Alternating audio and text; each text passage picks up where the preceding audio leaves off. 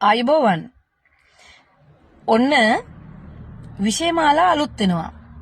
විෂයමාලා අලුත් වෙනවා කියන එකට බිල්ලුමවන්න එපා. විභාග ක්‍රමයක් නැහැයිලු. අපේ ළමයින්ව එගීම් කරන්නේ කොහොමද?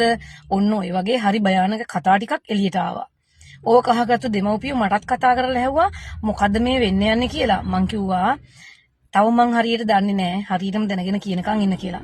ඔන්න දැන් හරි. දැන් දැනගත්තා. මොකද වෙන්නේ? අලුත් විෂයමාලා හඳුන්වා දෙන සෙමිනාර් වලට ගියා.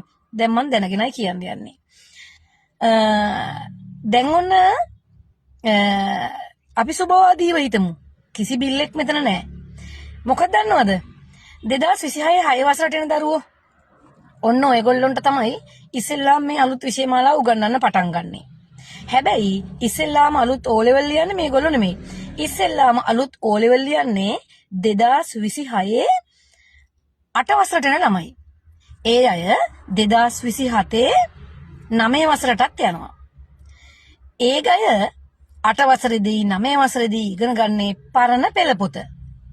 හැබැයි ඒ අය 2028 10 වසරට යනකොට අලුත් පෙළ පොතත් එක්ක අලුත් විෂය නිර්දේශයට එනවා. 2029 මේ අය තමයි අලුත්ම O level විභාගෙ ලියන්නේ. මොකක්ද ඒ විභාගෙ?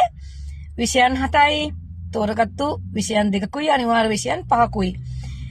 එතකොට මොකද්ද මේ 6 වසරට කරන්නේ? 6 වසරට තමයි ඒ O level වලට හදන ළමයා මුල ඉඳන් පටන් ගන්න කණ්ඩායම 2026 6 වසරට එන කණ්ඩායම. ඒගොල්ලන්ට වාර විභාග නැහැ. O level නෙමෙයි, ජාතික විභාග නෙමෙයි. ඒගොල්ලන්ට වාර විභාග නැහැ. හොඳයි. කොහමද දන්නවද? ඒගොල්ලන්ගේ කාවවත් ෆේල් කරන්නේ නැහැ. ඒ හැම කෙනෙක්ම ඉගෙන ගන්නවා වාර විභාග නැති බොහොම සොඳුරු Taman සතු කුසලතාවයේ පෙන්නලා ඒ කුසලතාවයෙන් ගොඩ යන්න පුළුවන් ක්‍රමවේදයකට ඉගෙන ගන්නවා. දැන් මෙතන කතා කරන්න එපා සාහිත්‍ය නැහැයිලු ඉතිහාසයේ ඒ ඔක්කොම දේවල් තියෙනවා. ඒවට වැඩිපුර කැමති නම් තව වැඩිපුර ඉගෙන ගන්න අවස්ථාවක් තියෙනවා. එතකොට තිබුණු විෂය කොටස් අඩු වෙලා අම්මෝ අපේ ළමයින්ට දැන් ඉස්සර වගේ එහෙම ඒකුත් නැහැ. ඉගෙන ගන්නවා. අර අපි චූටි කාලේ මම චූටි කාලේ නම් කියපු දෙයක් නේ පොත් බෑග් එක බර වැඩි කියලා. පොත් බෑග් එක බර වැඩිත් නැහැ. විෂයමාලාවේ තියෙන්න ඕනකම තියෙන දැනුම පරාසය ඒක හිග වෙලත් නැහැ. තරංගකාරීත්වය හිග කරලා තියෙනවා. ළමයි හලන ප්‍රතිපත්තිය නැති කරලා තියෙනවා. කිසි ළමයෙක් ෆේල් වෙන්නේ නැහැ. හැමෝම පාස් වෙනවා. අලුත් ඉගෙන ගැනීමේ තියෙන්නේ මොකක්ද?